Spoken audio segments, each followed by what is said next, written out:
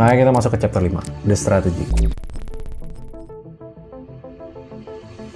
Nah, kalau kita mau optimis, kita harus belajar dari negara tetangga. Malaysia itu punya namanya Proton. Walaupun per 2018, 49% sahamnya dijual ke Cina. Vietnam punya Finvest yang sekarang taksinya juga udah ada di mana-mana. Bayangin loh, Finvest itu gila banget. Mereka bakar duit miliaran dolar, rekrut top talent dari GM, BMW, bangun pabrik super canggih di waktu yang pendek banget. Dan mereka berani IPO di Amerika. Walaupun sekarang lagi struggle, tapi setidaknya kita udah lihat effortnya mereka tuh kelihatan banget. Terus Proton di Malaysia gimana? Mereka tuh di backing sama negara puluhan tahun. Mereka diproteksi sampai akhirnya sekarang sahamnya sebagian dibeli sama Geely, Cina. Di situ teknologi baru masuk dan mereka bisa survive secara finance. Menurut gue ini masih early. Kalau I2C mau sukses dan nggak jadi SMK Jilid 2, ada beberapa poin penting yang mereka harus ikutin. Nomor 1, transparansi total. Ini bukan game politik nih harusnya nih. Jangan disembunyi-sembunyiin, jangan dibagusin yang bagus doang. Jujur aja, kalau misalnya mesinnya dari Cina, ya nggak apa-apa, nggak usah malu. Konsumen tuh sekarang pinter kok. Yang penting quality controlnya bagus. Kedua, fokus ke niche market dulu. Mungkin di awal-awal supply kendaraan operasional pemerintah atau militer dulu buat buktiin bahwa mereka tuh tahan di jalan. Pas itu udah terbukti, baru dijual ke publik. Nah, yang ketiga,